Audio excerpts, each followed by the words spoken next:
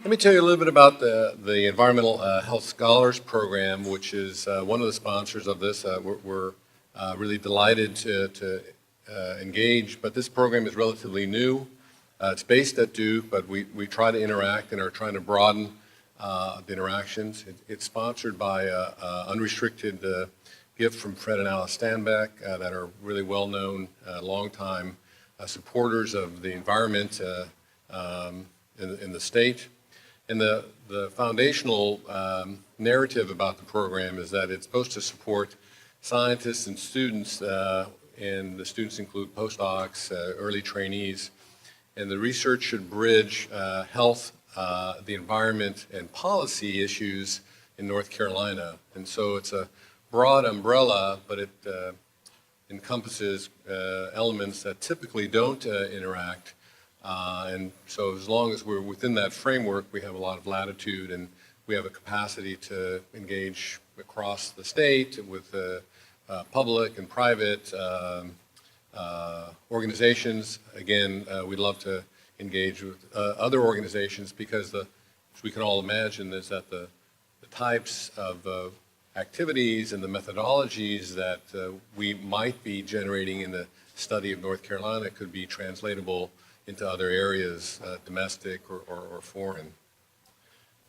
For the Environmental Health Scholars Program, the inaugural board of directors included myself, Bill Schlesinger, Ken Cook, Pete Myers, and Felicia Nall. And for those of you who don't know those names, Bill Schlesinger is a former dean of the Nicholas School of the Environment, had been here for nearly 30 years, and moved a few years ago to the Carey Institute and has recently retired from that job, and he serves on our board. Again, is a geochemist, but blogs a lot, is quite active.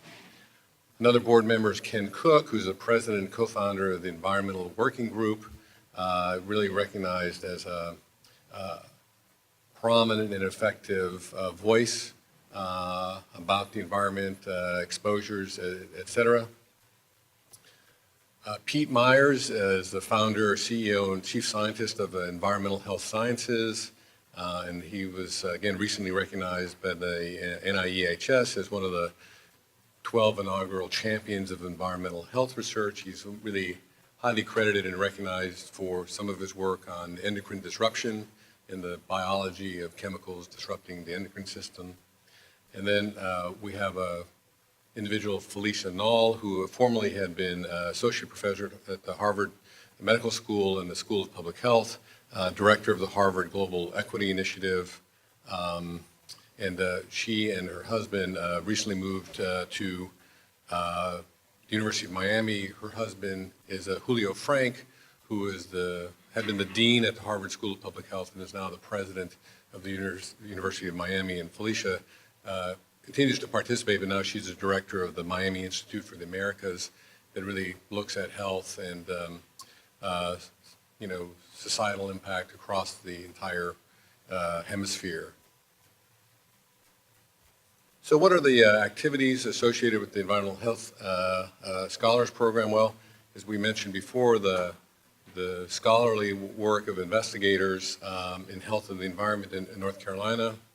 We also use this fall forum to try to bring in environmental scientists, health and public health scientists, as well as policy and law individuals. And this day and a half will be a reflection of those types of activities. And we also have a nascent program to sponsor students and postdocs called the Environmental Health Scholars Program, in which we take applications and we provide this modest award for those who are working under a mentor in the field. Last year we were able to provide support for 5 individuals. They're listed here.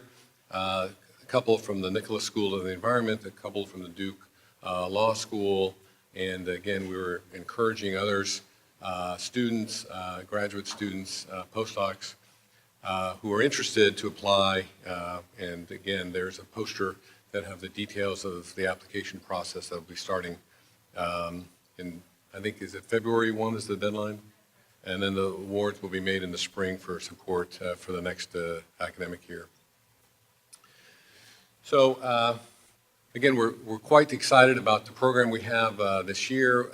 We're really dividing it up into 3 sections. This afternoon, we're going to be talking about air quality and health in North Carolina, and we're going to be kicked off by a presentation by Bill Ross. Bill was instrumental in implementing the Clean Smokestacks Act in 2002 while he was serving as the Director of the Environment and Natural Resources for the state of North Carolina.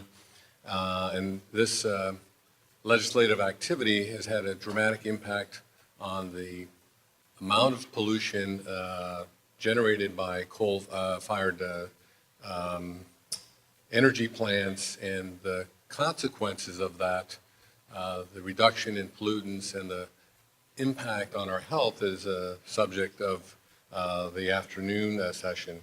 And then she'll be followed by Julia Kravchenko, who is from the medical school at Duke, who will be providing some updates on her work on the improving health in North Carolina.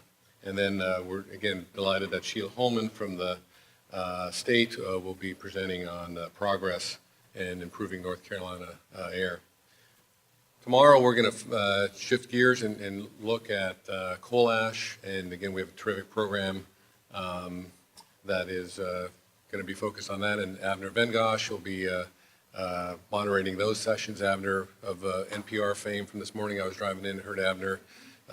He's coming out of my speakers, so it was great to hear him. And then Michelle Nolan is going to be heading up a session on CAFOs and health and policy. Again, I think terrific, but thematically linked because they bridge the environment and health and policy. So again, we're excited about all of you being here. We want to have an open exchange of ideas. If you have an emergency question you have to ask, please come to the mic. Otherwise, we'll ask you to wait till the presentations are over and participate in the panel discussions for a full discussion. So again, it gives me a great deal of pleasure to introduce Bill Ross, who will kick off our formal presentation and session on the air quality and health in North Carolina. Bill? Well, good afternoon. Great to see everybody. Kim, it's great to be part of this Environmental Health Scholars program this afternoon and before. So I'm delighted to be with you all and delighted to have as a topic today the North Carolina Clean Smokestacks Act of 2002. Kim really has given me 2 tasks. One is to tell the story of the Clean Smokestacks Act, and the second is to share some thoughts against the background of that law and its implementation on the question, what kind of information is useful to policymakers? You may know this already, but I'm happy to tell you that the story of the Clean Smokestacks Act is a story with a happy ending for health and the environment. It's been called by different people unusually innovative, prescient, proactive, a landmark piece of legislation. One thing that struck me about it was that innovative and effective science and research at every stage of the different chapters of this law that I'll tell you about informed and shaped policy. So again, we'll talk about that story, and then we'll talk about that other question that Kim has posed. What can we learn from the story about information that's useful to policymakers and drives toward action? So here's my plan for telling this story. 4 chapters covering 25 years. I've given the chapters some titles. Number 1, Seeds Are Sown. Number 2, Getting to Yes. Chapter 3, Implementation. Chapter 4, The Feedback Loop. And I want to make an observation about those 4 chapters, is that, in my view, the Clean Smokestacks Act is, or was, and has been, like a successful 4x100 track and field relay event. And what I mean by that is The baton being passed successfully along each leg of the race is crucial to the success of the whole thing. Maybe you remember the women's 4x100 track and field relay in the 2016 Olympics in Brazil. Allison Felix ran first for the U.S. in the race to qualify for the gold medal race, and was to hand the baton off to her colleague named English Gardner for the second leg. But a Brazilian runner bumped in to Allison, and the baton was dropped. The U.S. was disqualified, appealed. The appeal was granted, and then there was that bizarre scene where the U.S. had to run by itself and beat the Chinese team's time in order to qualify for the gold medal round. They did that and then came back from despair to win the gold medal at the Summer Olympics. So there are no guarantees that a baton will be safely passed from one round to another. And so I thought maybe to celebrate those successful handoffs that took place between these different chapters and the people and the organizations who made them work, I would offer between each of those chapters a poem that's some reflection of how that happened and some recognition of the folks who made it happen. And then again at the end we'll talk about what kind of information is useful to policymakers. So the Clean Smokestacks Act story, Chapter 1, Seeds Are Sown. The opening scene is North Carolina in the 1990s. There's a big problem and a growing concern about it. The problem is air pollution and its impact on environment and health. The environment is suffering, especially in the mountains. Ozone, smog, acid rain are all taking a toll on the North Carolina mountains. Hugh Morton, the owner of Grandfather Mountain, gets involved. He's worried about tourism. He's worried about the impacts on his mountain, Grandfather Mountain, worried about the spruce fir forests at the top of Mount Mitchell. And he gets Governor Hunt to go to the top of Mount Mitchell to take a look at the damage. Hugh Morton gets Walter Cronkite, the most well-known news anchor in the nation at the time, to narrate a special public television program on what was happening in the North Carolina mountains called In Search of Clean Air. And visibility problems were growing more severe in the mountains. A natural conditions amount of visibility is something like 93 miles. Sheila Holman, the director of the Division of Air Quality, will fix me up if I get headed off in a bad direction here, but that's my understanding. And in these days we're talking about the 1990s, the end of the 1990s, visibility was down to 24 miles, and on a bad air summer day as few as 12. And as I say, there was a growing concern from Biltmore Estate to Grandfather Mountain to Chimney Rock to Mount Mitchell and all across western North Carolina about the economic impacts of the air pollution problem. At the same time, there was a growing concern among doctors and healthcare professionals about the impacts of this same air pollution on the health of people. The increase in respiratory ailments that the doctors were seeing, concerns about premature mortality that was being projected by EPA if improvements weren't made, and that was being seen by the healthcare professionals, particularly in the mountains of North Carolina. Here's a little bit about the air pollution situation back then. From 2001 to 3, there were 20% of North Carolina counties, turns out to be 20 counties, were in violation of the 8-hour ozone standard. From 1999 to 2001, 16 North Carolina counties out of 100 had 24-hour concentrations of fine particulate matter above the annual standard. Now, you know that NOx is the main cause of ozone formation, and that sulfur dioxide is the main cause of fine particle pollution, haze, and acid rain. the main source of NOx and SO2 in North Carolina and across the Southeast was emissions from coal-fired power plants. In North Carolina, we had 14 coal-fired power plants that included among them 45 different emitting units. And so there was a rising tide as the 90s progressed of concern for both the environment and for health, and there was a rising tide of demands for action. Excuse me, water here. So that was the background. Let me talk a little about the seeds that were being sown.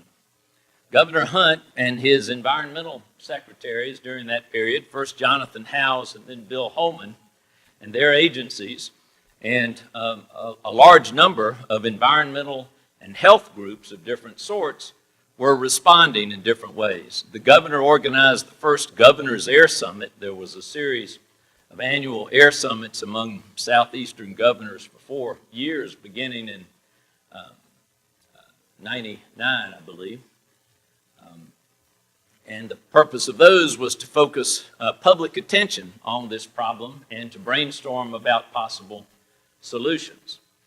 One of the things that Governor Hunt worked on was the creation of something called the Southern Appalachian Mountains Initiative. It turned out to be a collaboration among how many states, Sheila? It was 6 or 8? 8 southeastern states that were focused on the impact of air pollution on the Appalachian mountains. And it was an effort that was aimed at getting a consensus understanding of exactly what was going on, what the impacts were, what the problems were, and how they might be responded to. It turned out to be a 10-year innovative and important scientific undertaking. Governor Hunt proposed a clean air plan. It had some provisions that looked at power plants. It had a main focus perhaps on motor vehicle pollution and inspections of cars and the pollution they emitted. Then in 2000, there were a number of plans being circulated about how to deal with this air pollution problem. The governor decided, well, let's get some public input. So through the Division of Air Quality and the state's Environmental Management Commission, they put 3 plans out for public comment. One was the governor's plan, another was a plan from the utilities, and a third was a plan from environmental groups called the Clean Smokestacks Plan, and that was the first place that phrase was used. Bill Holman told me this morning that he believes that still may be the circumstance, the hearing or the process that attracted the most ever comments related to air quality in North Carolina. Some 10,000 comments were filed, and it's reflective, I think, of that rising tide of concern. That year, 2000, the governor's plan was enacted by the state's Environmental Policy Making Commission, the EMC, but there continued a broad outcry for the Clean Smokestacks Plan or some variation of it. The utilities, feeling that whether it was federal regulation or this rising tide of concern about environment and health, stepped up and told some of the actors that if cost recovery were included in a plan, they might be willing to sign on. So that was 2000. The stage was set, the seeds were sown, and with the changing of the governor's administration, the baton was passed. And so I thought, you know, what's a good poem to reflect what had been accomplished in that first chapter by Governor Hunt, by the legislature, by Governor Hunt's secretaries of Environment and Natural Resources. So I picked the Garden Song by Pete Seeger. Maybe you all know it. I'm not going to sing it, surely. And but I kind of liked its fit with the seeds that had been sown. So here's how it goes. Garden Song. Inch by inch, row by row, Gonna make this garden grow. Gonna mulch it deep and low. Gonna make it fertile ground. Inch by inch, row by row. Please bless these seeds I sow. Please keep them safe below till the rain comes tumbling down. Plant your rows straight and long. Season them with prayer and song. Mother Earth will keep you strong if you give her love and care. So the baton was passed to a new set of legislators and executive branch people and environmental groups. Some continued, others came into the discussion. And I'll call this second chapter, Get Into Yes. As a result of what had been done before, in April of 2001, a Mountain Area Senator, Steve Metcalf, introduced Senate Bill 1078 to the North Carolina legislature. It quickly became known as the Clean Smokestacks Act. It was a variation, as I said, of the environmental group's bill that had the same name. It focused on fewer pollutants in the main part of the legislation than what those groups had proposed. Thanks in part to Senator Bass-Knight's support, it quickly passed the North Carolina Senate by a margin of 43-5. It reflected, I think, in an important way, one of the reasons you all are here today, and that's the convergence of concerns about environment and health. And that convergence created a greater need to act and respond than would otherwise have existed. But think about the baton here. Manufacturers rose up in opposition to the proposed Clean Smokestacks Act out of concern about their electric bills. They were worried that the cost recovery provisions would make it, in a difficult economic time for them, impossible to do their business satisfactorily. Based on their opposition, in that first 2001 session, the bill stalled. It was at this point that Governor Easley got involved as both a public champion of the Clean Smokestacks Act in some form and as a collaborative behind-the-scenes negotiator. He sponsored a governor's air summit in Charlotte. It was at that moment that study that Governor Hunt and Jonathan Howes and Bill Holman had helped get started from a North Carolina perspective 10 years before, the Southern Appalachian Mountains Initiative. It came in with some conclusions at that point that were very helpful. And the governor went to work behind the scenes on that issue that was stalling the legislation, the cost issue. As a result of his intervention, an innovative solution was achieved that everybody, from the manufacturers who were going to pay the electric bills to the utilities to the other interested parties, could sign on to. And on June 12, 2002, the North Carolina House of Representatives passed the Clean Smokestacks Act 111 to 4. So these are this was what was contained in the law as it finally was passed. And I'll thank Sheila Holman for this summary. She may tell you more about this in more detail later, but Sheila's summary, accurate I believe, is that this was an early action state program to control air pollution from coal-fired power plants. But what it did was set entity-wide emissions limits for nitrogen oxide and sulfur dioxide. So listen to these limits and you'll see why it was remarkable at the time. The nitrogen oxide limit was mandated reduction was to go from the 1998 level, which was 245,000 tons per year, to only 56,000 tons per year by 2009, a 78% reduction. And the sulfur dioxide was to go from the 1998 level of 489,000 tons per year to a 2013 level of 130,000 tons per year, a 74% reduction. One interesting aspect of the law is that it required actual reductions. There was to be no buying or trading of credits. There was this innovative cost recovery that would allow the utilities to recover their cost for installing new controls. They couldn't do it if the controls were already being installed as part of a earlier federal program. And there was required to be a state plan for addressing mercury emissions and carbon dioxide. And then there was an interesting provision that said, let's get this done at home, but then, Mr. Attorney General, we want you to pursue comparable reductions on a comparable time frame from upwind sources, especially the Tennessee Valley Authority. Bill Holman wrote a paper on the Clean Smokestacks Act and said it was a remarkable achievement. It made North Carolina the undisputed leader on clean air in the Southeast.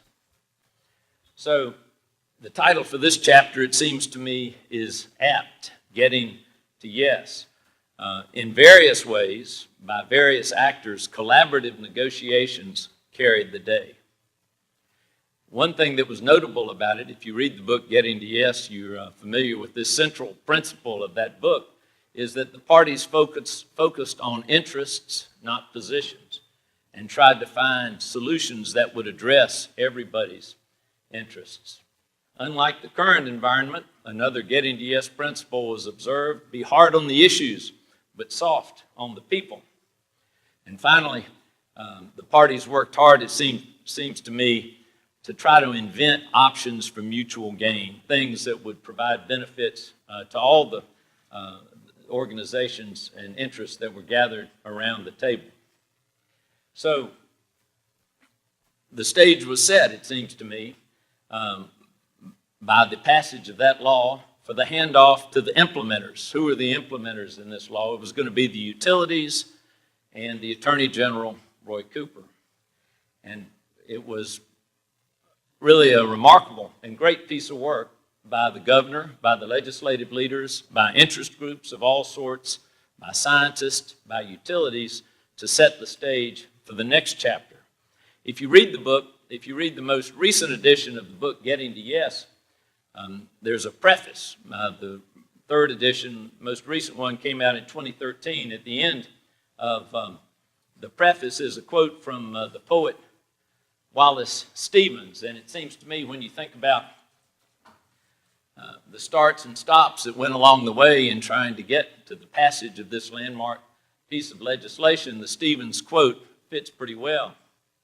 He said, "After the final no, there comes a yes, and on that yes, the future world depends." So on to chapter 3 in the story of the Clean Smokestacks Act, implementation. Here's the summary. The utilities stepped up and did a great job, and Attorney General Cooper stepped up and did a great job. The utilities met their deadlines and exceeded the mandated reductions of nitrogen oxide and sulfur dioxide. Nitrogen oxide emissions were reduced from 245,000 tons per year to below that cap of 56,000 for 2009 to a level in 2015 of 30,000 tons per year. And thanks, Sheila, for this information. Sulfur dioxide emissions were reduced from 489,000 tons per year, that 98 level, to below the 2013 cap of 130,000 tons per year to a level in 2015 of 27,000 tons per year. So pretty remarkable, 245,000 tons per year to 30 in the case of NOx, and 489,000 tons per year in the case of sulfur dioxide, down to 27. One interesting footnote to the law is one of the things the law did was require the utilities to file a plan for how they would meet these mandated reductions. And the plans that were initially filed in 2002 all had the utilities putting additional controls of different sorts on their plants to achieve the reductions. In the end, some of that was done, but a number of the old plants were retired completely, and a number of natural gas plants were brought online to achieve the reduction. So it, to me, was a good example of how giving a group of polluting industries a target, but then some flexibility on how to get there, can achieve even better results than you had hoped for. One other interesting aspect of this implementation phase from the utility standpoint is the co-benefits that the law generated. Volatile organic compound emissions from 2002 to 2012 were down 46%. Fine particle emissions down 46% for the same period. Mercury emissions down 74%. And there was a whole lot less nitrogen deposition and acid deposition, which were really important for the ecosystems that had been receiving those things. And now, as Sheila will tell you in more detail, the good news is our state meets all the national ambient air quality standards. It meets the 1997, 2008, 2015 ozone standards, as well as the NOx and SO2 and fine particle standards. Right, Sheila? She's nodding. That's good. And it's important, but to point out that these results were not the work of the Clean Smokestacks Act and its mandated reductions alone, but those were happening in concert with a number of other federal and state programs. But certainly the Clean Smokestacks Act was a central player in those great outcomes. What about the Attorney General? He took seriously the mandate to go to TVA and say, we need from you comparable reductions on a comparable schedule. TVA declined voluntarily to undertake those reductions. The Attorney General sued TVA. The case was tried in Asheville and won. And TVA ordered to install controls that would achieve that Clean Smokestacks Act outcome. On appeal, TVA appealed to the Fourth Circuit in Richmond. The appeal was won by TVA. North Carolina then appealed to the U.S. Supreme Court, and while that case was moving to be heard by the Supreme Court, TVA came to the state and other parties and said, we're ready to settle this action, did settle it, and settled it on terms that provided, some analysts say, even greater benefits than comparable reductions on a comparable schedule. But certainly the goal of the state law was achieved by that outcome. Also interesting to note that the federal government took action as a result of the Clean Smokestacks Act and an initiative filed by the Attorney General to assure that North Carolina got better protection than previously as a downwind state under a federal rule called the Clean Air Interstate Rule. So the bottom line here is great work by the utilities, great work by Attorney General Cooper and his environmental division. I like to say their names because, good stories about lawyers doing great jobs, not always rising to the top of the page, but Jim Gulick, Mark Bernstein, Alan Jernigan, and a number of other colleagues really just put on a remarkable case up in Asheville and did a great job in getting TVA to step up and do the right thing ultimately. And so it seems to me the stage was set for another successful handoff. And so what poem might reflect the great work done by these implementers? I picked Henry Wadsworth Longfellow's poem, The Builders, And I'll just pick 3 verses of that since I don't want to go on too long here. But maybe you know this, some of these lines. Here it is, the builders. All are architects of fate, working in these walls of time, some with massive deeds and great, some with ornaments of rhyme. Build today then strong and sure, with a firm and ample base, and ascending and secure, shall tomorrow find its place. And Sheila, this next verse, sort of a visibility verse, it seems to me. Thus alone can we attain to those turrets where the eye sees the world as one vast plain and one boundless reach of sky. One of the great things that these reductions in emissions did was bring a really important improvement in visibility back to the mountains. And Sheila will tell you more about that later. So, those are 3 chapters. What about chapter 4? I've called it the feedback loop. Now, if you've read anything about adaptive management, one of the things I believe that's included in there is the importance of a feedback loop, an evaluation loop.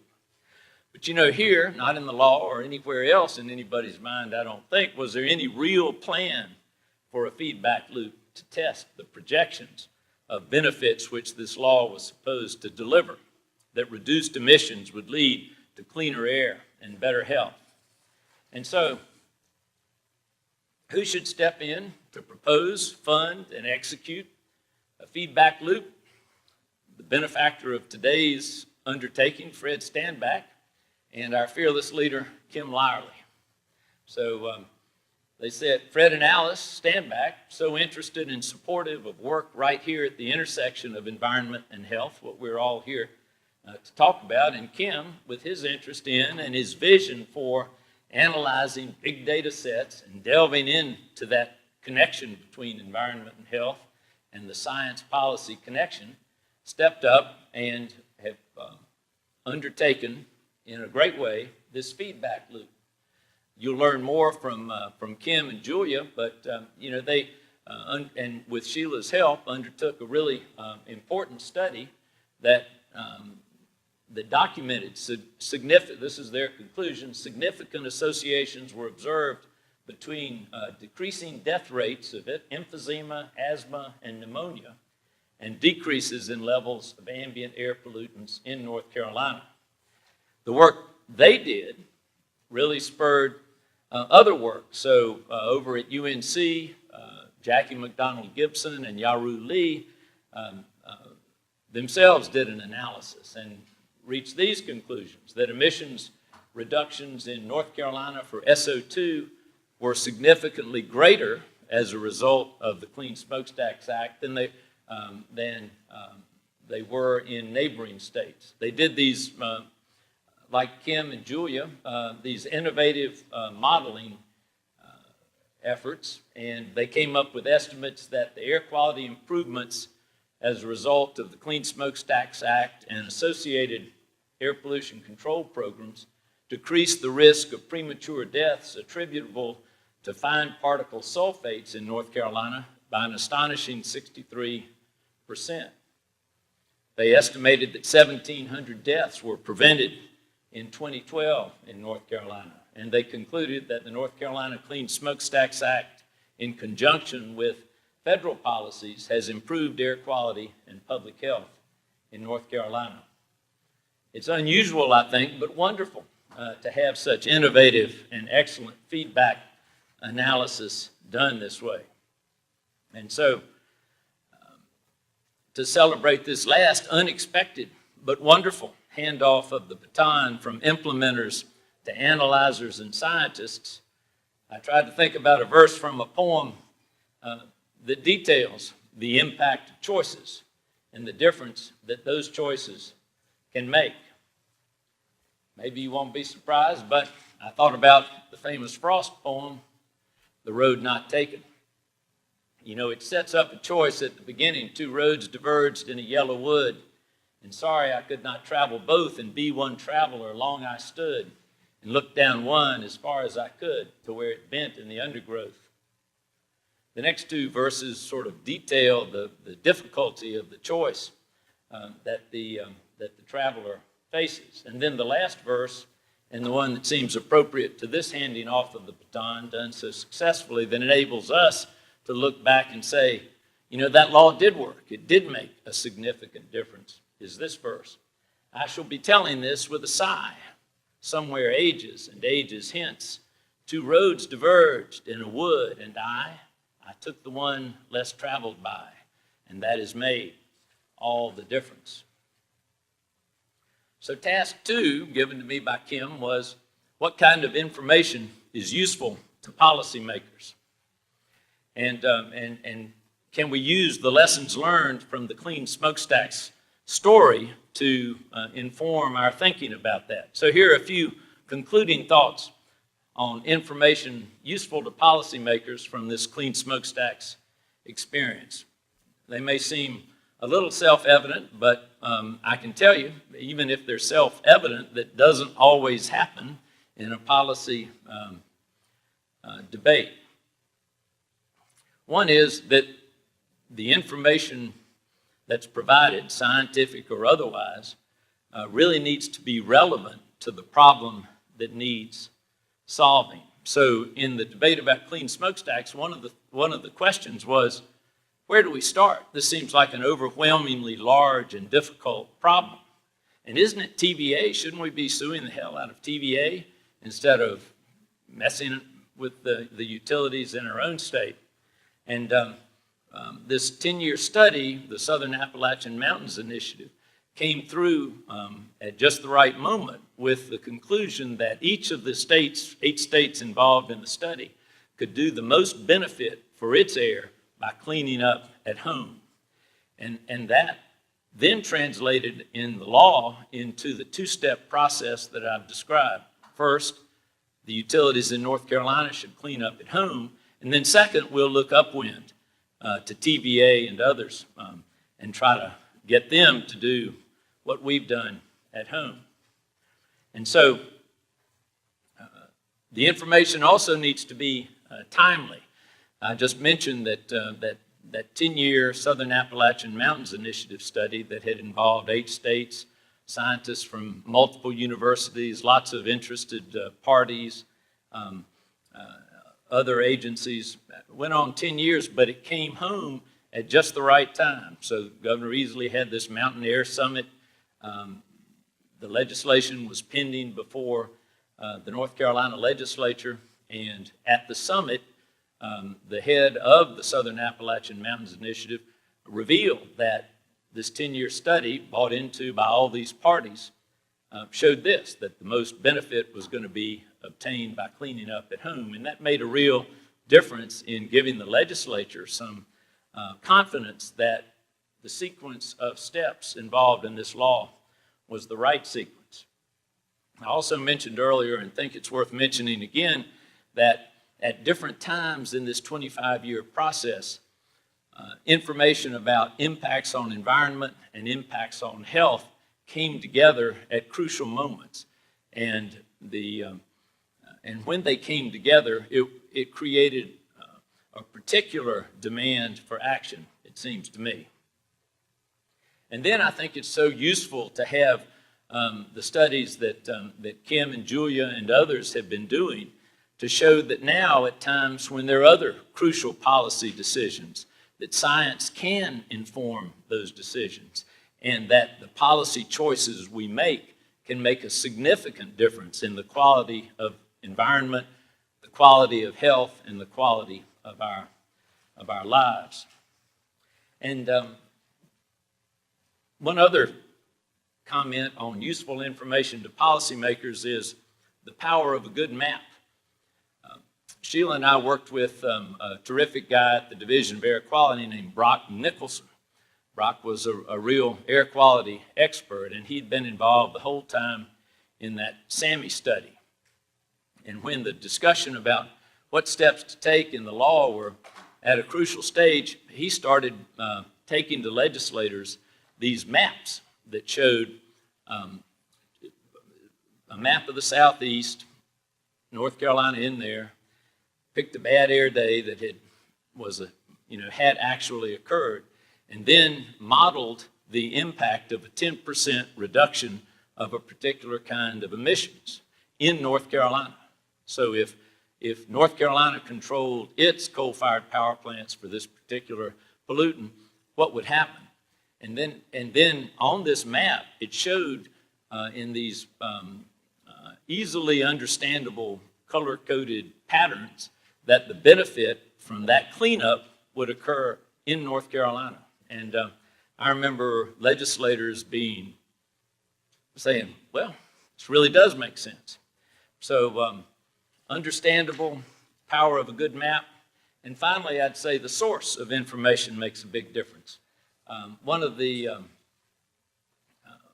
things about the way information has come forward at all stages of the Clean Smokestacks process is that it's been credible because it reflects a consensus of multiple interests or experts from a broad range. So those are my thoughts about useful information, and I appreciate your listening to the Clean Smokestacks story. I look forward to your questions and your comments.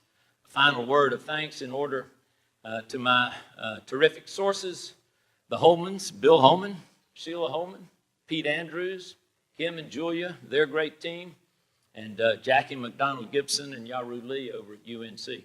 Thanks.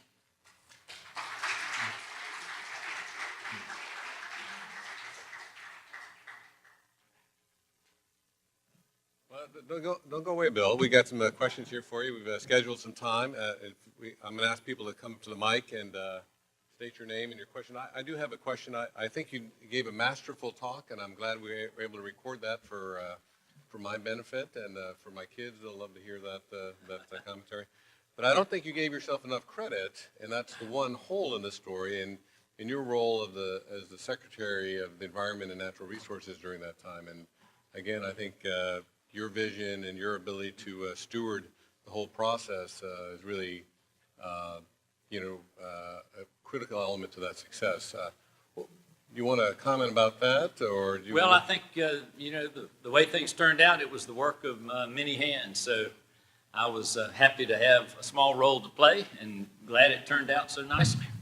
All right. Well, your modesty prevents you from taking more credit than that. I guess we'll leave it as that. But I think there's a huge amount of recognition for the contribution you made.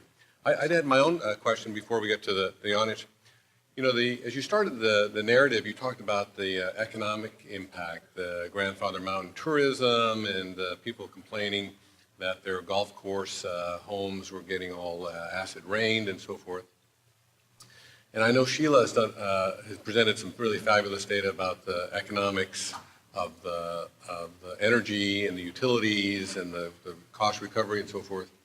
But the one thing that we have not done so well is to look at the downstream economic impact of health. Right. And what's your thoughts about that opportunity? One of the things that we think about sometimes is the natural experiment, a remarkable reduction in air pollution in the state. How do we use this opportunity to really illustrate what are the profound effects on our community and our society? And we have some data about the health benefits, the reduction in morbidity, mortality, but some of the economic consequences of those benefits haven't really been addressed yet. Have you thought about that and the potential utility of that type of information in analyzing the full scope of impact of the Right, maybe I should have said more about that, but along that 25-year track, there were projections by EPA of the economic benefits of the health, the economic costs or value of these health benefits compared to the cost of putting on controls. It was projected along the way that the health benefits would outweigh the control costs. And in Pete Andrews' paper, he's written about the history of the Clean Smokestacks Act. He looks at that and makes one stab at documenting that the cost or that the value of the health benefits was far in excess of what turned out to be the cost of putting on of achieving the reductions. And in the case against TVA, the Attorney General put on a number of experts who spoke to that issue. So it's, I maybe didn't give it the visibility it needed, but it's played an important role, but there's more to be done. And the exciting thing about the connecting that you all are doing is that it'll shine a light on the value of the health benefits that come from cleaner air. Dalia Patino Echeverria, assistant professor at the Nicholas School of the Environment. Thank you for a very nice way to tell this interesting story. My question is about what we can learn in retrospective for the kind of argument that could have been made to get to yes. So at the time, one powerful argument that could have been used to get to yes was that the type of emissions reductions that we're going to achieve were going to be mandated sooner or later by federal regulations, and that there was a benefit in moving early. Yes. Of course, there is this benefit of starting to save lives earlier, right? But there is also this the economic benefit of moving before all the coal plants in the U.S. are trying to make sign contracts with the vendors of this emission control equipment before they are trying to replace their old coal plants with new natural gas plants, etc. The same arguments could be done at any point in time when there are signals that federal regulation is going to change and that sooner or later we're going to have to change what we have now. Do you think that this was an argument that was used in this getting to yes, in these negotiations behind the scenes that got to the signing in June of 2002? And second, are you aware of any discussions of using the same argument, that hedging against that future regulations and the future cost escalation that will happen when the regulations become real? So, it's a great point. I think with certainty, the utilities in North Carolina were thinking that there would be that they thought that something was going to have to be done, and that they could get an advantage by working on cost recovery and getting ahead of the pack. My perception is that was on their minds, and it ought to be on the minds of on them folks now. that are looking at similar issues now. Vinay Aneja from North Carolina State University. Glad to see you. Thank you. Same here. First of all, I want to thank you for this very enlightening discussion and historical perspective on the clean smokestack issue. But in particular, I want to applaud you for recognizing the scientific community that helped in making clean smokestack issue possible with the wonderful science that got done. So now my question, fast forward today, we have even more brilliant scientists, a lot of them in this room. Do you think policymakers are listening to the scientists today? Can you talk about that to us? Sure, I can talk about that. I'd say some are listening, some are not. The key for us is to look at a situation like the Clean Smokestacks Act and figure out how to deliver information that will be credible and timely and relevant and understandable and have an impact. It's a more polarized time with a lot of people not listening right now, but I don't think that's a reason for us to stop trying. Hi, I'm Rose Hoban from North Carolina Health News, and he's... Great job on the Dick's Lives on the Hill. Oh, thank you. I appreciate that. He did the first part of my question, and I'm really interested in policy, and so one of the things I want to think about is, what are your recommendations for policymakers now in a milieu where folks get to pick their own facts almost? You know what I'm saying? Well, so that's why I think that this feedback loop, chapter 4 in the story, is so important, because it seems to me the feedback loop is having an impact on people's understanding of the value that policies can have, and you know, on various fronts, whether it's climate or others. It feels like the tide is turning, albeit more slowly than I would like.